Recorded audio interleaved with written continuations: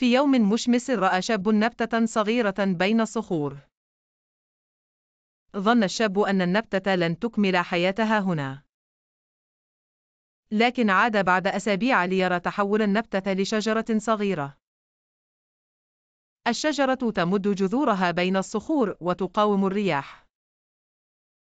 الحكمة: القوة تظهر في التحديات. الإصرار يقود إلى تحقيق المستحيل.